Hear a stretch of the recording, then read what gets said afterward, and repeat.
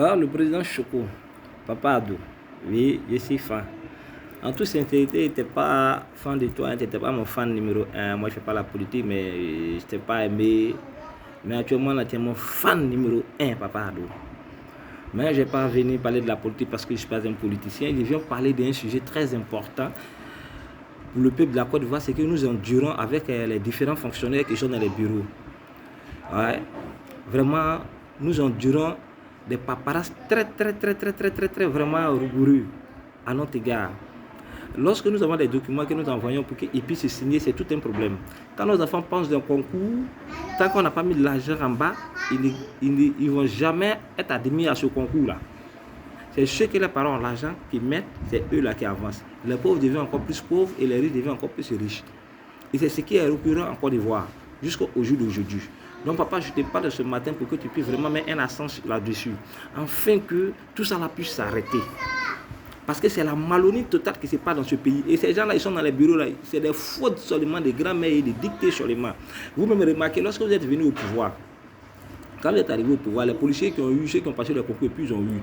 Vous avez dit, ok, il n'y a pas de souci, c'est qu'on va faire dicter. 99% ont échoué à ces dictées-là. Les gens qui ont eu le concours ont dit, venez, vous allez faire dicter avant que vous devez passer maintenant. On va voir vos niveaux. Ils ont tous échoué en dictée, 99% échoué en dictée. Et ça continue toujours, papa. Ça continue toujours. Si je le parle ce matin, c'est parce que vraiment, mon cœur me fait mal. Les étrangers sont emparés de nos champs, de 65 hectares. Et mon père avait 22 hectares de cacao dedans. Et depuis le cacao sont rentrés en production, depuis le temps de crise jusqu'au jour d'aujourd'hui, ils ont tenté de piller nos champs, ils ont tenté d'exploiter nos terres, sachant que mes parents n'ont rien.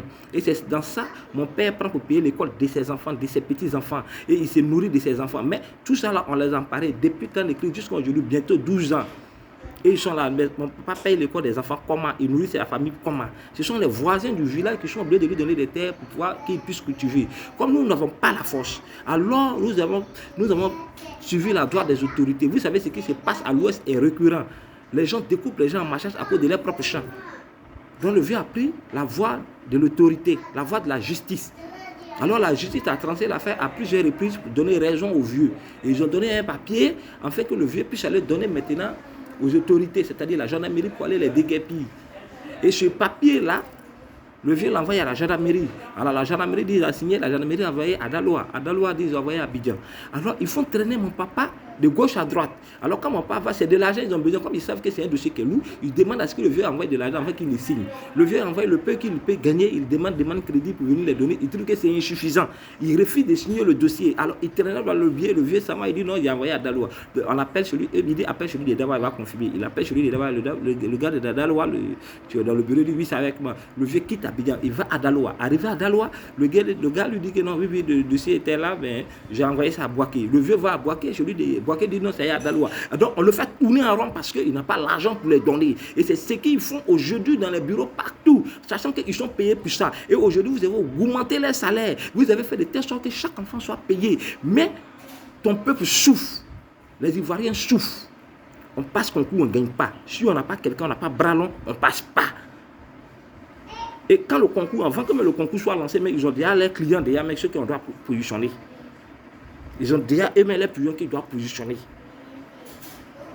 Titava dans un bureau, ils sont assis, l'heure de travail, là, ils sont au téléphone. Pourtant, il n'est pas venu pour le téléphone, il est venu pour travailler. Il est au téléphone, toi tu es là, tu attends. C'est pas comme si tu es un homme qui est devant lui. Il se fout de nous. Monsieur le Président, je demande d'abord au peuple ivoirien. Vous avez des portables maintenant, de nos jours. Et les portables dans vos portes, et puis mettez ça sur l'enregistrement. Tout ce qui se passe, vous allez enregistrer et vous allez porter plainte contre ces personnes-là qui font de la magouille dans les bureaux. On accuse les policiers dans les rues et ils prennent 500 000 francs. Pour eux, là, ce n'est rien. Ceux qui sont dans les bureaux, là, c'est les millions et ils demandent. Les 200 000, les 300 000. Si tu n'as pas ça, ton dossier ne sera pas signé. Si tu n'as pas 1 million, mais 2 millions, tu n'auras pas concours de police ni de gendarmerie. Tu n'auras pas un concours. Tant que tu n'as pas financé, tu ne vas pas devant. On dit l'école est gratuite. Si tu n'as pas donné le billet de 10 000, on ne va pas écrire ton nom dans le cahier. Elle va te dire que non, les classes sont remplies. Oui, les classes sont remplies, il n'y a pas de place. Mais quand tu enlèves le billet de 10 000, tu donnes, ce n'est plus rempli. Hein. On va écrire le nom de ton enfant pour qu'il s'arrête s'inscrire. Il y a beaucoup de choses qui se passent dans ce pays, on doit mettre fin. Le symbole de la Côte d'Ivoire dit l'union fait la force. l'union fait la force. On n'est pas unis. Ça, c'est pas l'union. C'est la désunion. Parce que l'autre regarde son intérêt, il ne regarde pas son frère qui est auprès de lui. Vous voyez quelqu'un qui a son champ. Durant 10 ans, les étrangers en sont emparés de son champ. En tant que toi, ton frère ivoirien, tu as tranché l'affaire par A plus B. On ne les a pas vendus le champ, on ne les a pas donnés. Ils sont venus s'emparer du champ. Et on a allé en justice, on nous a donné raison. Ton frère ivoirien est dans les problèmes, tu lui demandes de l'argent avant de signer son papier, afin que les autorités compétentes puissent aller les chasser. Sachant que ce dernier, cet étranger, est dans ce champ-là, en train de piller son champ de cacao, en train de piller ses terres. Ton frère, là, il mange comment? Il n'est pas fonctionnaire. Mais tu lui demandes de l'argent. Tant qu'il n'a pas de l'argent, ton frère, là, tu ne pourras pas l'aider. Ma vidéo, je ne vais pas que ça soit long, je vais m'arrêter à là. Il y a d'autres vidéos encore, je vais publier. Je vous demande pardon. Ceux qui sont vraiment ivoiriens, qui sont d'accord avec moi, partagez jusqu'à ce que ça arrive à qui de droit. Partagez afin que le président aussi puisse écouter, les ministres là puissent écouter. Parce que je crois qu'il y a beaucoup d'hommes qui sont dans ce... même il y a les ministres même qui sont dedans. Ils accusent tout le monde. Parce que si les gens du bureau là, les gens du bureau là font ça et que les ministres ils sont au courant et qu'ils ne parlent pas, ils sont dedans aussi. Ils sont dedans. On est dans ce pays-là, on souffre, on ne gagne même pas à manger, c'est difficile pour nous. C'est difficile pour nous. On lutte. Mais ceux qui sont dans les bureaux, les gens dans les bureaux climatisés, ils ont passé des concours pour ça, on les a mis là. Mais si tu n'as pas là, souvent d'autres m'ont dit qu'avant de venir ici, ils payent l'argent. Hein. On te paye pour ça par mois. Le travail pour lequel tu fais, on te paye pour ça par mois. Bon entendez, salut. Il n'est pas que...